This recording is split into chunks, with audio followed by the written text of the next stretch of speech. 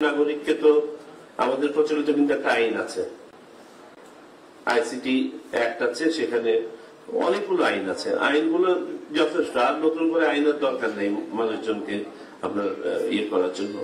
কিন্তু বাস্তবতা হচ্ছে যে অনেককে প্রেস করা যাবে না এবং এটা থাকবে। তো এই ক্ষেত্রে আপনাদের সহযোগিতা একান্তভাবে প্রয়োজন হবে, একদম নিয়মিত ভাবে।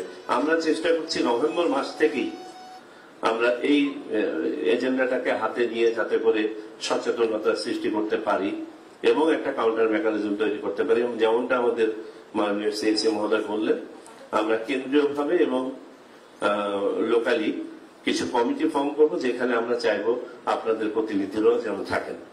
তাহলে পরে আমার মনে হয় আমাদের এটা কালেকটিভলি ফাইট করতে সুবিধা হবে। আর নির্বাচন, আমি মনে করি আমাদের নির্বাচন যদি খারাপ হয়ে থাকে অতীতে, ইট ওয়াজ এ কালেকটিভ ডিসঅর্ডার, আমরা সবাই মিলে খারাপ করেছি।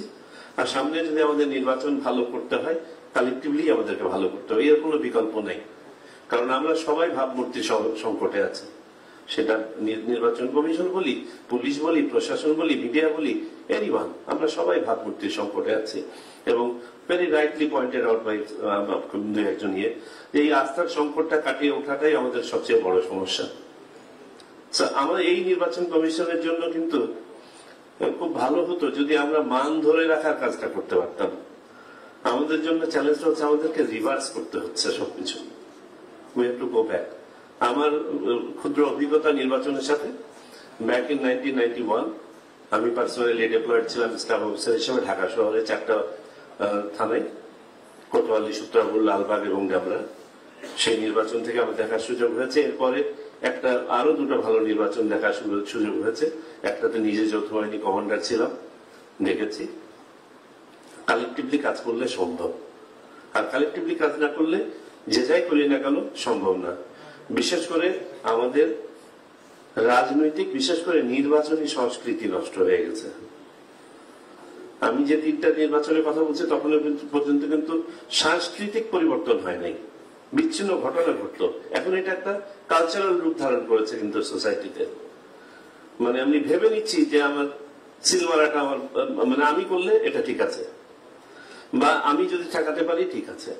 তো এখানে অনেক কথা এসেছে। I wish I could reflect, আপনাদের সাথে কখনো যদি সুযোগ হয় আলাদাভাবে কথা বলা কমিশনের পক্ষ থেকে, I will be obliged to sit and discuss with you।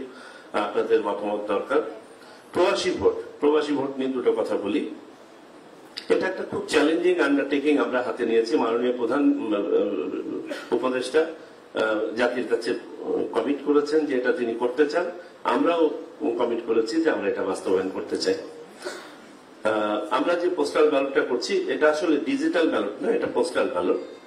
শুধুমাত্র আপনার ইয়েটা হতে যাচ্ছে আউট অফ কান্ট্রি ভোটিং এর যে রেজিস্ট্রেশনটা, অর্থাৎ আমি দেশের বাইরে থেকে ভোট দিতে চাই মর্মে আগে যেটা রিটার্নিং অফিসারের কাছে আবেদন করতে হতো, সেই আবেদনটা আর হাতে করা লাগবে না।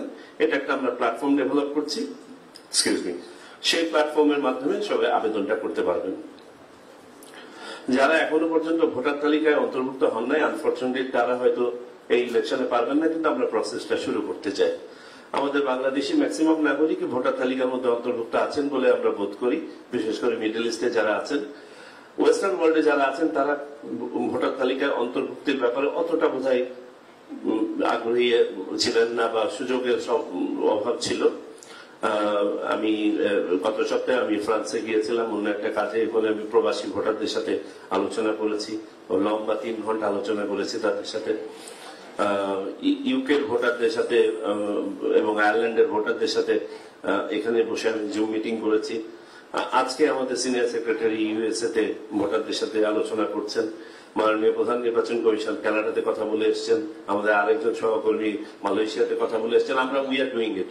আমরা যেহেতু এটা একটা হিউজ আন্ডারটেকিং, অনেক খরচ, আমরা মনে করেছি যতটুকু সম্ভব we will go out to them virtually অথবা ফিজিক্যালি, এবং আমরা will talk to them. Challenge যেটা আপনারা বলেছেন একদম সঠিক, একদম সঠিক।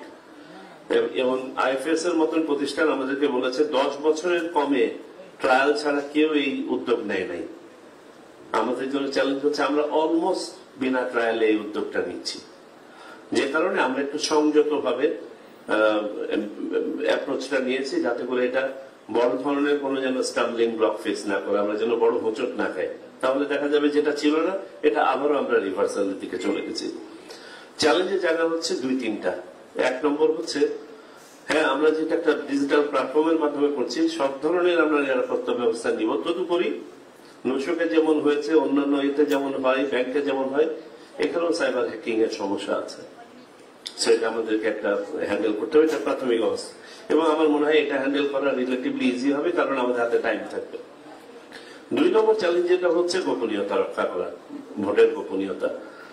একটা ডিক্লারেশন কিন্তু প্রত্যেক ভোটার সাইন করছেন যে তিনি তার ভোটের গোপনীয়তা রক্ষা করবেন, এবং তিনি শুধুমাত্র গোপনে এককভাবে ভোটটা দিয়েছেন, কারো দ্বারা প্রভাবিত হয়ে ভোট দেন নাই।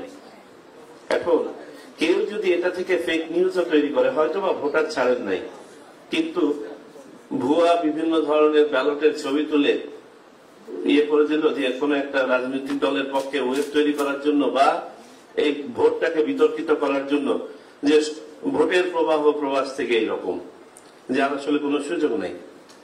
So this is a challenge. এখন এটাকেও আমাদেরকে মোকাবেলা করতে হবে। যদিও বা পোস্টাল ব্যালটের ক্ষেত্রে individual ballot can be traced, এই জায়গাটাতে অ্যানোনিমিটি কিন্তু কিছুটা শিথিল, এটা অতীতেও ছিল, বর্তমানে থাকতে হয়, যাতে করে ল্যাটারালি কোনো ব্যালট ঢুকে না যায়।